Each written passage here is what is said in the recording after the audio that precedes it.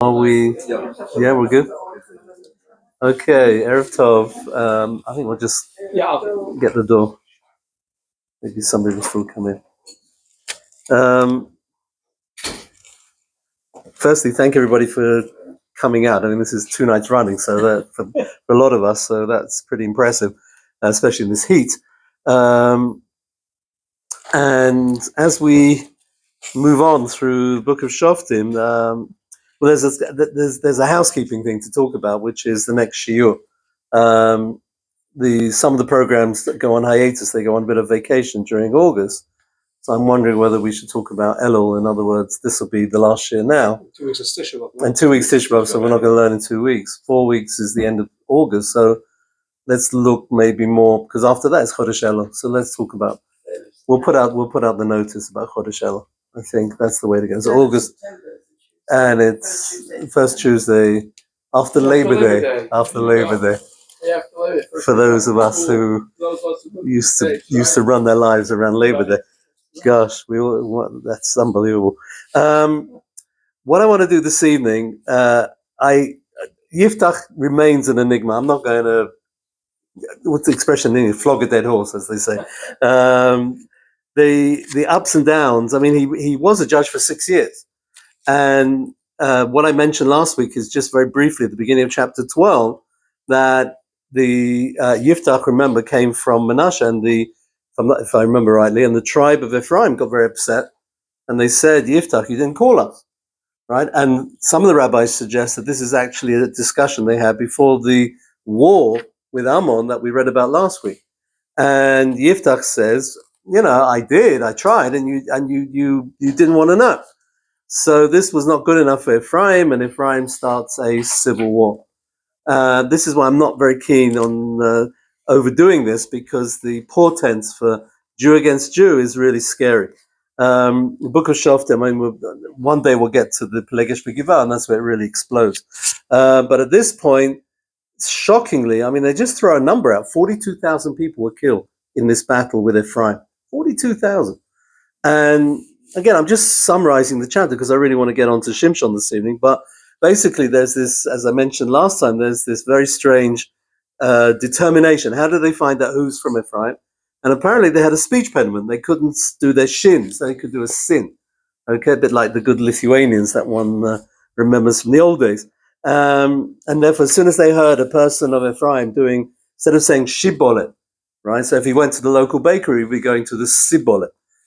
Which is so interesting. And of course, they knew it was Ephraim and they killed him. And 42,000 Ephraimites were killed. And that's the end of the story.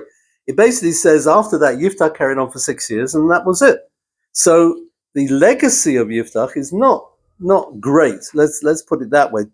And that's excluding the whole question, what happened to his daughter? Was she in confinement? Was she killed?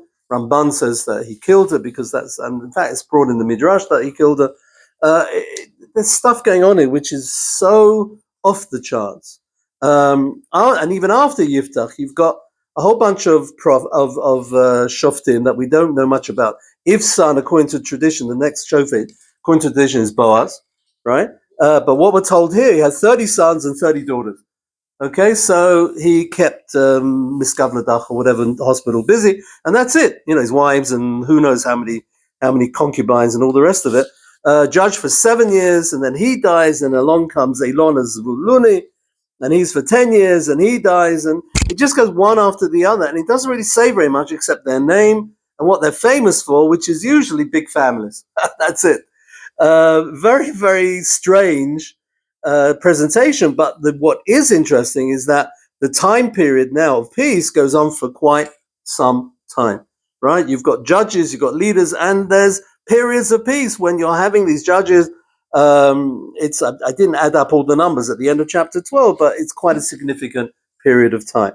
Now, what happens finally after getting rid of everybody else? We have to deal with the Plishtim, okay, which today we have to unfortunately deal with again. Call them Gaza, call it whatever you want to call it. That really becomes the ultimate enemy, both in the biblical sense and unfortunately in the modern world. Or one of our enemies for sure. The interesting thing which I want to establish this evening, is the parameters of the next judge. We've all heard of it. We've all heard of Samson. Samson and Delilah, one of my favorite movies of all time. When I was a kid, they used to have called epic movies, right? So who was it? It was Victor Mature or someone like that. I mean, I can mention names in this audience, which you may remember. I tried this at YU, and it was Brocha Levatolo. It absolutely was. In fact, it was funny.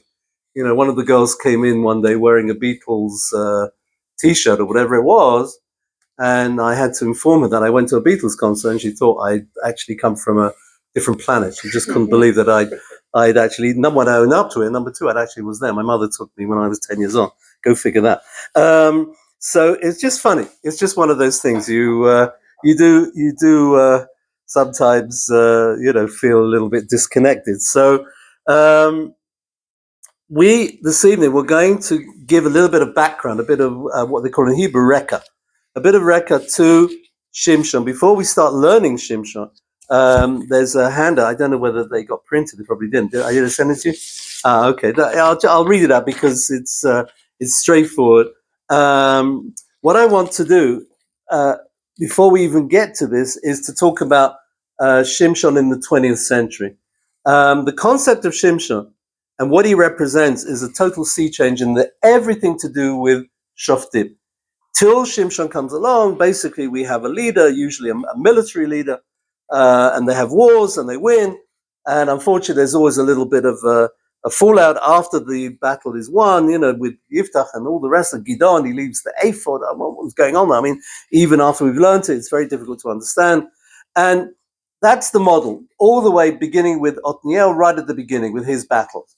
We come to Shimshon, and it seems that I would argue Shimshon, both based on the tradition about Shimshon and studying the man himself, and not only what he was about, but before he even was born, his destiny, as it were, has been decided, as this is the famous story. The reality of it is that Shimshon really changes the rules of the game.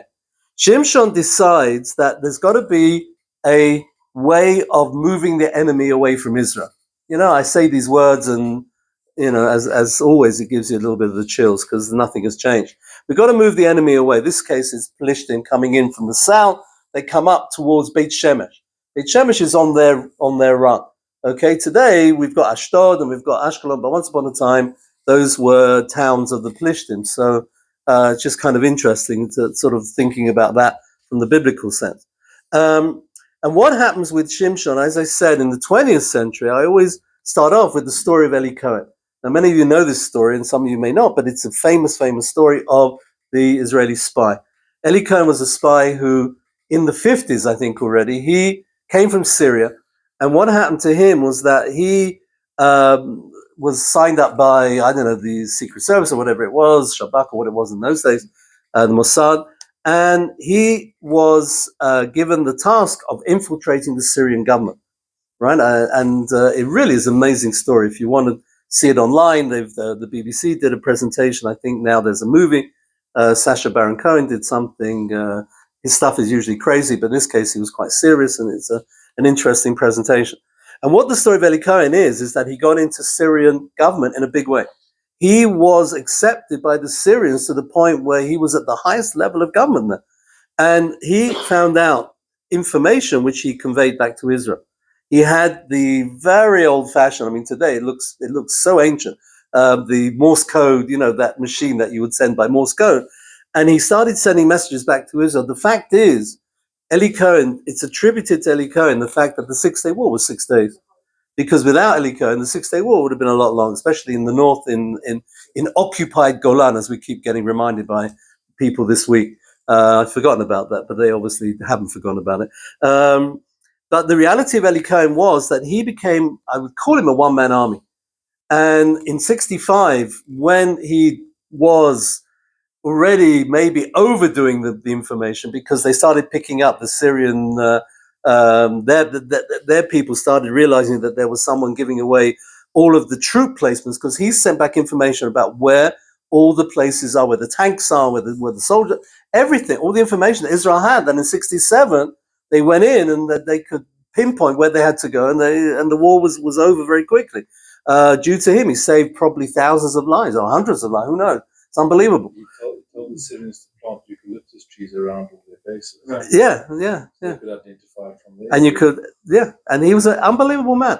The tragedy was that he was obviously caught, and they tortured him and they hanged him in public. There's pictures of that. And since then, since 1965, 66, whenever that was, that they caught him, I don't think the body has been returned. Now, it could be that it has. I know there was an effort to try and bring him back a few years ago, but my impression is that that has not yet been fulfilled. So the Syrians were so angry and livid and whatever against Eli Cohen that they have refused to return the body for now. It's well over probably 60 years. It's just truly not just unacceptable, but it's more than that. But you're dealing with Peradam, you're dealing with very wild people, unfortunately. Will the body ever come back to Israel? I hope one day it will, because it deserves a recognition. He certainly gets recognition in terms of his contribution. Now, when I talk about Eli Cohen, number one, I wanted to make sure that particularly for the younger students, they should know about such a person. He's amazing. But the fact is, I see him as a Shimshon, right? Not necessarily in terms of physical strength, but in terms of bravery. This man went as a one-man operation. He used to take a vacation from, I think probably from June till August, something like that, where he flew to Europe, and from Europe he would fly back to Tel Aviv where his family lived, so that he would not give away the fact that his family was living in Tel Aviv. It's unbelievable. And then obviously at a certain point, he would then fly back to Europe and then fly back to Syria. And this is how he conducted his life for a number of years. An amazing story. But what is the bottom line? The bottom line is that he became this one-man operation. And it was remarkable. It really was. It's a story that, again, worth reading and worth knowing about. What's the precedent for someone like that? And to me, it's Shimshon. Shimshon is the ultimate hero of the Jewish people, who says, I want to deflect every possible reaction from the enemy of Israel to the point where they are not going to blame Am Yisrael for what's going on, but they're going to blame me. And so much so that they don't even call him Shimshon Ayudi. He's called Shimshon the troublemaker. He's called Shimshon the nudnik, or whatever word they're going to use, but it's not Shimshon the Jew. And he creates a scenario which is truly mind-blowing. It is mind-blowing because what he does, he embeds himself in Philistine society. Now, if you think it's bad today, you should not begin to read what the Philistines were into. It's really unbelievable. And as you'll see, his parents get roped into this whole story. They don't understand. Nobody understands, but Shimshon understands. And it's a phenomenal story. It's just above and beyond, with, again, so many questions, so many things that we have to look at, things we have to think about. He leaves behind the tradition of Delilah. Who was Delilah? What was that all about? So much to talk about. But I just want to share with you this comment. The book that I'm using, I'm grateful to Yona because she showed me something from a different world. Somebody called David Grossman, who's a very famous writer, secular writer, who I was impressed. Very interesting book that he took the story of Shimshon, and he doesn't play around with the story. He plays around with interpretation, but he doesn't play around with the story. But, the fact that a very secular writer in Israel actually, wants to put his imprint on that is truly amazing. What he does with it, I'm sorry to say I can't share with you, because it's not exactly, it's not, I don't know, it's not bad, but it's different. Yeah, he sees it in a very literary way. Again, the book is available, and it's certainly worth a look at. It really is. It won't take you long to read it. But this book, which I picked up many moons ago, called Samson's Struggle, and it's by someone called Gershom Weiss, in collaboration with Aryeh Kaplan. Aryeh Kaplan was one of the Gaonei Olam. He was an amazing person. Died at the age of 48. This is in the 80s. And he's the guy that if you've got anything at home to do with Jewish philosophy, to do the translation of the Torah, translation of Tanakh, unbelievable what he only produced in his very short life. And there is even on YouTube, there's even interviews with him, because he was recognized as being a voice of American Jewry for sure. And most of the NCSY programming, which goes on, the youth programming, a lot of the stuff that they use for their programming is based on the books by Ari Kaplan. And again, a phenomenon. So this book is really something unique. Also unique that it's not art scroll, it's come from Torah Masorah, and it's actually on not what the psukim should be saying, but what the psukim actually do say. So I like that very much. That's it's more into pshat and into explaining the sort of the small picture, as I call it, and the big picture. The big picture here is the following: Jacob has a prophecy to his children before he dies. So what does he say to the tribe of Dan?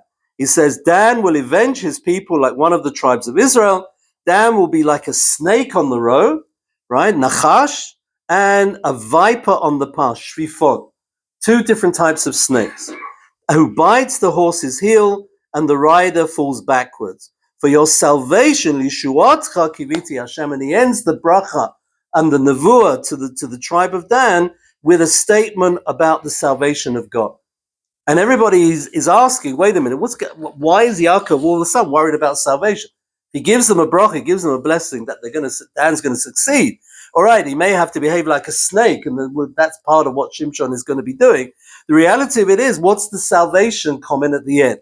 So the rabbis explain, and this is what, again, Rabbi Weiss says over here. He says that Jacob expressed no such wish to other tribe. Clearly, he foresaw the mission associated with Dan of Shimshon, who is from the tribe of Dan, will be particularly hazardous both physically and spiritually. And he needed an element of divine assistance, what we call in Hebrew siyata, or in Aramaic siyata dishmaya. The reality was that not just from his birth, not just from his conception, but essentially from the nevuah of the Alter Zayda, going back to Yaakov Avinu, the reality of it is that Shimshon was already destined for greatness, but in a very specific kind of way. He was going to be someone who is like a snake, so he brings the characteristics of a snake. If you never knew this before, you've learned something, because I've learned something here. A snake does not usually attack persons until he feels threatened.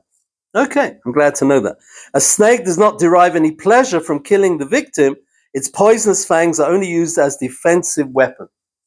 Again, very interesting. I'm glad he obviously got in contact with London Zoo or whatever zoo, Bronx Zoo. A snake camouflages itself so as to blend in with the environment. In the pasuk, it talks about shvifon, a viper, tiny little snake. You don't see it till you tread on it, God forbid, and you'll know it's there, because unfortunately that's what it does. It reacts. So basically, what Yaakov's prophecy was that Shimshon was going to be like the snake. He was going to hide.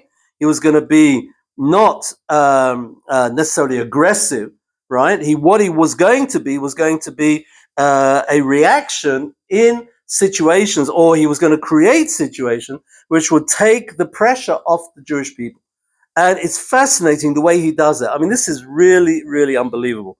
It's one person saying that instead of having the whole of the Israeli army, as it was in those days, going in and having this battle with the Plishtim, you know what we're going to do? We're going to, and Shimshon said this to himself, I'm going to ingratiate myself to the Philistine world. They are going to accept me, and I am going to do things which will take all of the steam out of any aggression they would have against the Jewish people. A one-man show, a one-man army. Incredible. Truly incredible.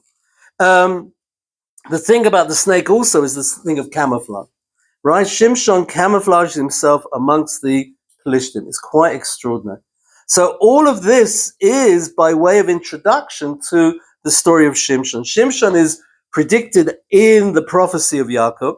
He is called or compared to the snake, the viper, meaning that his future is going to be, as it were, in a similar vein to the way that a snake behaved. And Rav Weiss brings from Midrashim that had Shimshon been successful, in the end, we know he died, but had he been successful to the point of what was originally planned, he could have been Mashiach. And that's a real shock, right? We always think about Mashiach as a future concept. There's a Midrashic statement that Shimshon really was fitting to be Mashiach. Go figure that. Unbelievable. Nazir, right? And we're going to talk about the Nazir in a moment. As you mentioned Nazir, everyone talk about books. I just want to show you a live 20th century Nazir. You never heard of this guy. It's only in Jerusalem that you get these people. You never get them anywhere else. So this gentleman, who was known as Rabbi David HaNazir, right? Now I showed this to the students, and I said, well, he's a little bit like John Lennon, because he's got the glasses, right? Nobody knew who John Lennon was. That was disappointing. So this man was incredible. He was a Rosh Yeshiva with Rav Kook in the Merkaz Arab, going back into the 20s. Before that, he was in Europe, and this book is the whole history. I mean, there's just too much to talk about. His son-in-law was none other than Shlomo Goren, the chief rabbi. His son, Shal Yoshev Cohen, was also chief rabbi in Haifa. His daughter, Tzvia, married Rav Goren. And unbelievable story. And he took on a vow of Nazir. As you can see, his hair is eventually, he really, the only way you can describe him is a hippie. He really did look like, he wore these very, very elaborate dressing gowns, I thought, or bekishas, or whatever you want to call them. There's pictures here in color, so it gives you some idea of what he's wearing. So you see, this is for my wife. He wore purple, so he's really, he's cool.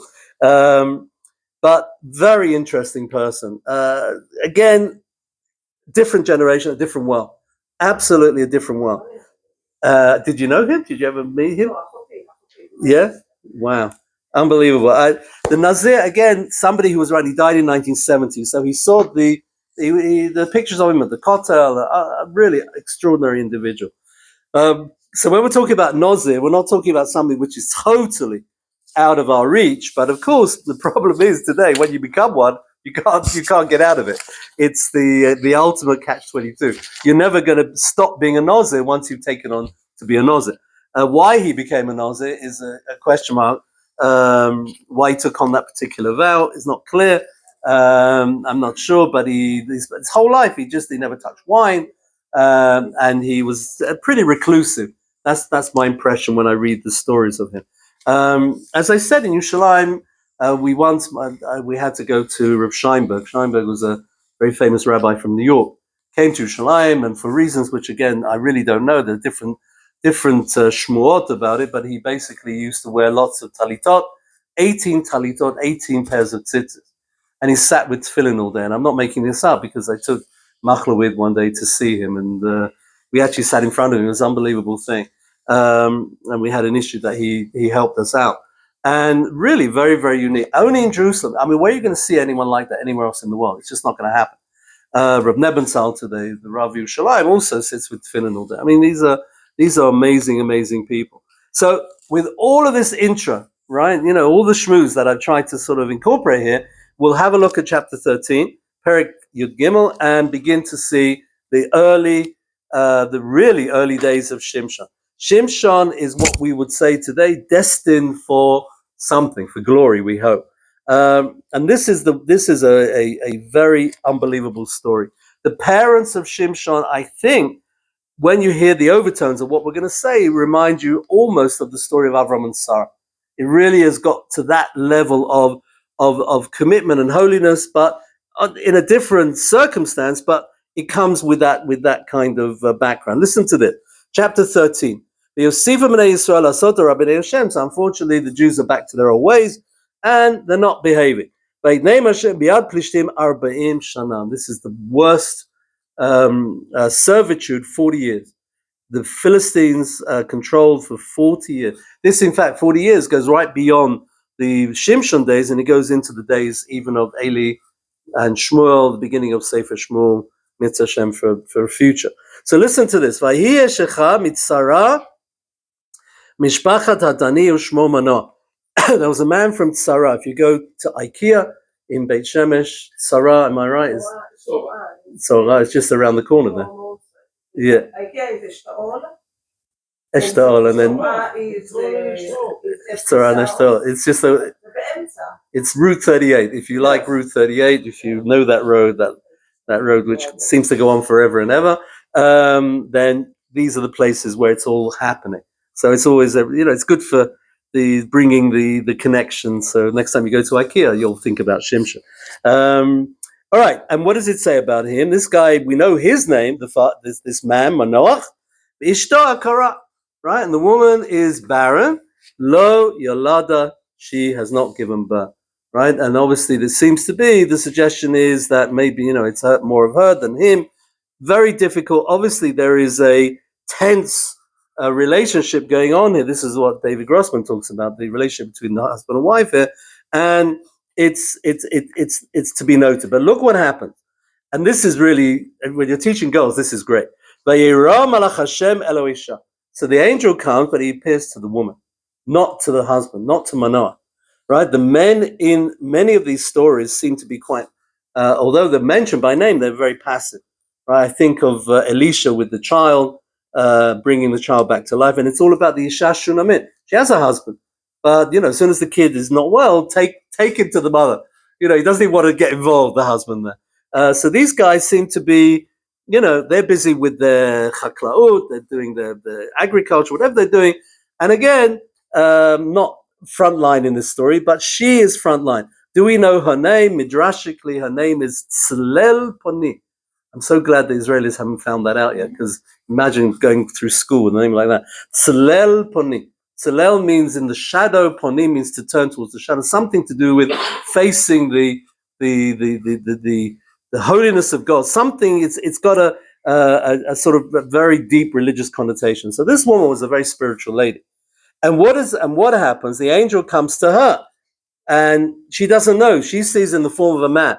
Again, back to Avraham Avinu with the three angels. It's a similar kind of parallel to that story. But what does the angel say? I'm giving you the news. You're going to have a child, right? You're going to conceive and have a child. Again, the suggestion is this was something which obviously was very difficult for them, and it was an incredible message. However, there's a caveat. Dalet. The Atai Shamrina. In the meantime, be careful. Al tishti yayin v'sheicha. Don't drink wine or any strong beverages. Right? Basically, this is the lineup to be a Nazir. It's unbelievable. And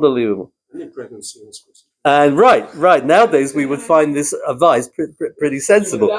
In those days, wine was the drink.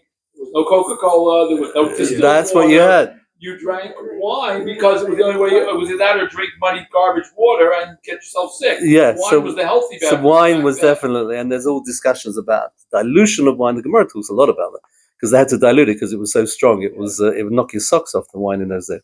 And it's very fascinating that this is the caveat. You're going to have a child, but while you are pregnant, don't drink wine, and va'al tochli kol tameh. Don't eat anything which is impure. So there's something going on here, right? There's something going on here. It's very, very interesting that this sort of pre-stage already, the baby that's going to eventually be born is being primed for a very special existence. And of course, they realize that this is the lineup. This is the requirement for Nazirut. Right? One of my students asked me, why does anyone ever become a Nazir? Why would you do such a thing? It's a good question. I said, I think nowadays we're into this, like of self-control, right? How do you overcome? I said, you've got a Yetzer Hara for pizza. Turkey. Sorry? You got to go cold turkey. So you have the Yetzer Hara for pizza. So what do? You for 6 months, you say, I'm not going to eat a pizza, right? And you walk past that pizza store every day and you just avoid it like the plague. After 6 months, then you can go back, but instead of having pizza sort of twice a week, you'll have it once a month, right? So you sort of bring it into a controlled situation. So obviously in the ancient world, for instance, drinking wine was something that Gemara talks about can be very damaging, and we know it can be damaging even today. And Noah, the whole story with what happened there. There's a big warning already at the beginning of Bereshit. It's really serious stuff. So the reality of it is that it's a way of self-control, self-help. Okay, which again is a big deal, certainly in America in the 21st century. A lot of books about this stuff. So Nazir's got an interesting kind of theme to it. So look what he says. Pasuk Hey, Ki hinach harav yeladet ben. You're going to have this child. Umoralo yala rosho. The other thing about the Nazir, he mustn't have his hair cut.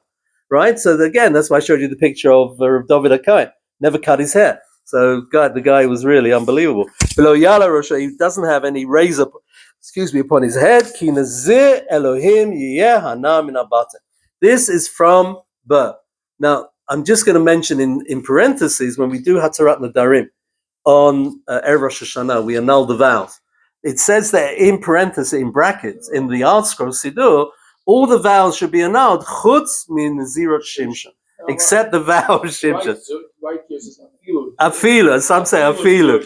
Right, and that of course is a halachic debate, which is probably the correct one. But the reality of it is that when we are trying to annul vows, maybe according to one opinion at least, Nazirut Shimshon, the vow of Shimshon, you're done. Once you've accepted upon yourself that particular concept, it seems to be permanent, right? Other opinions, obviously, not necessarily in agreement, and there should be a get-out clause. I mean, it's one of those things. But in the 20, as I said, for David Nazir, he just never came out of it. He was a Nazir right through to his dying day. Amazing.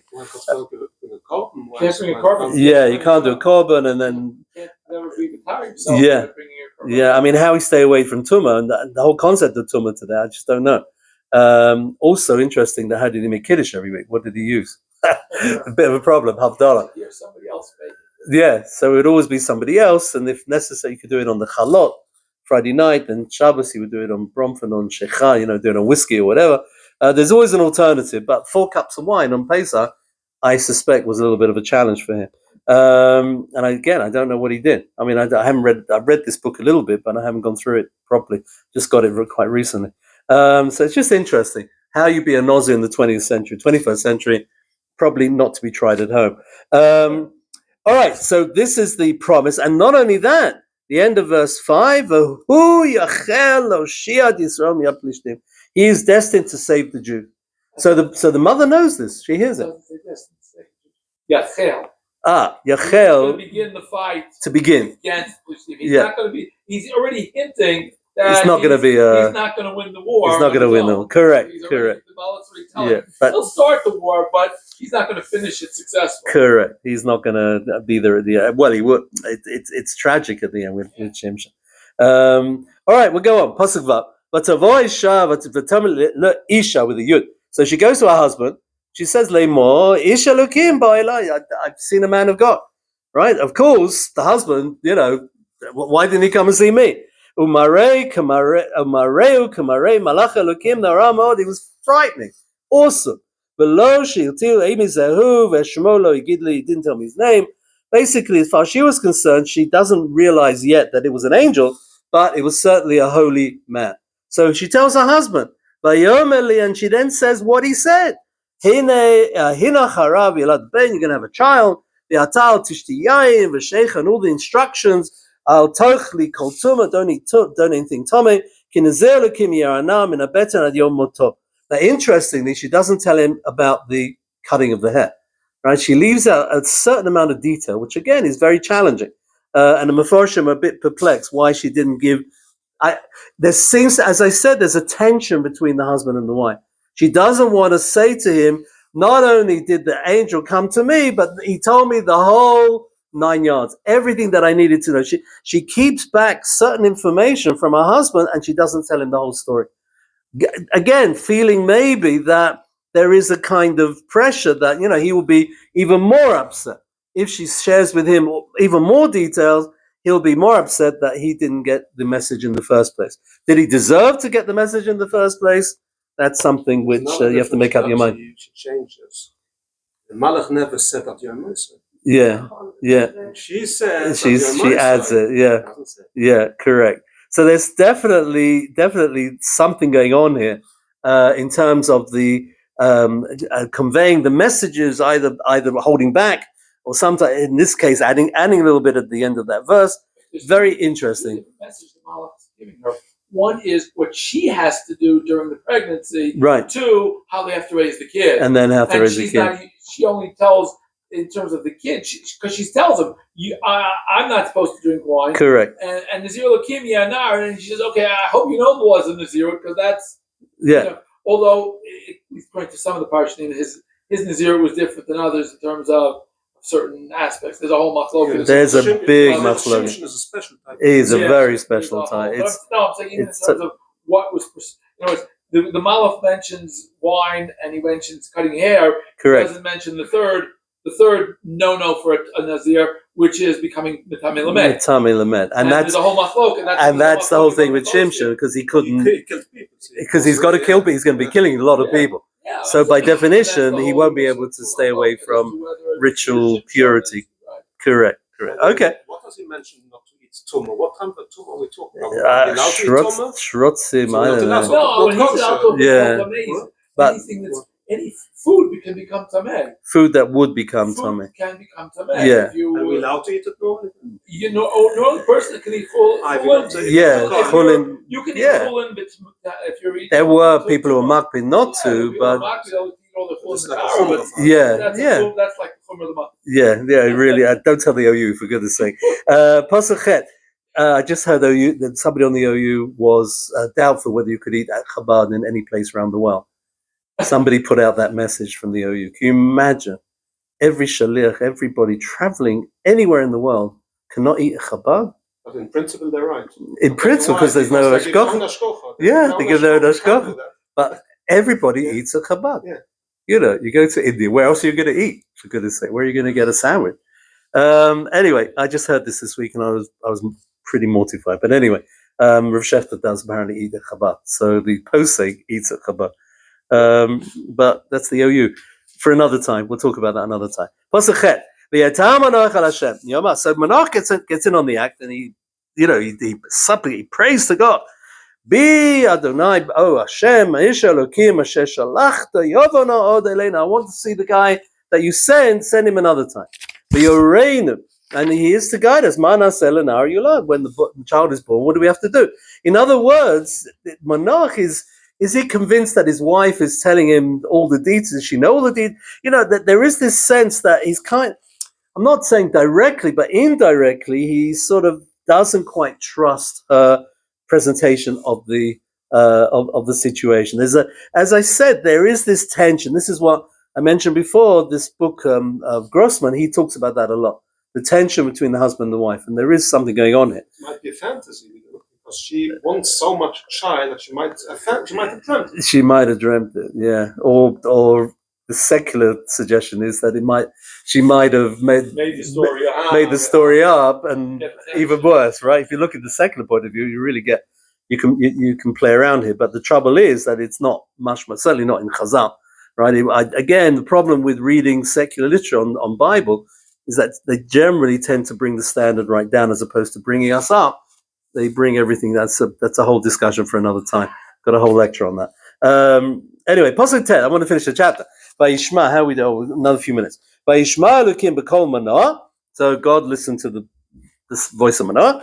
Vayavo Malach Elokim od Elisha. Again, second time round, the angel comes back and he goes to the woman. And he's not around. Who knows where he is? He's in the pub. I don't know where he is. But so she again runs to her husband. She's back. Who came the first time, he's come back. So Manoach goes after his wife. Rabbis say, what does that mean after his wife? He follows her advice, her eitzah. He listens to his wife. Smart mind. Are you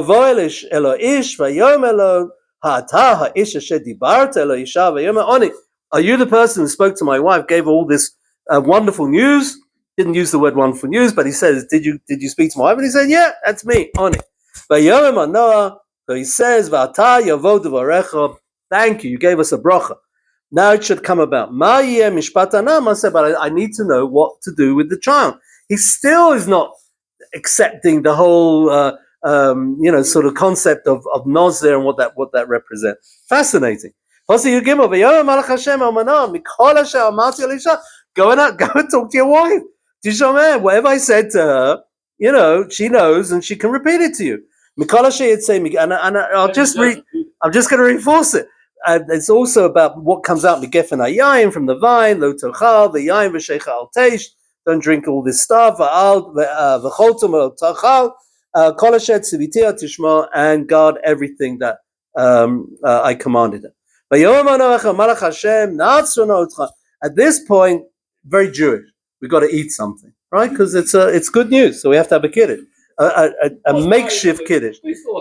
Yeah, Alachayim, it's serious. So he says that, will you stay behind? And that's a kiddush. You're going to get an animal, and you're going to make shech the animal, and you're going to have steaks. This is a barbecue.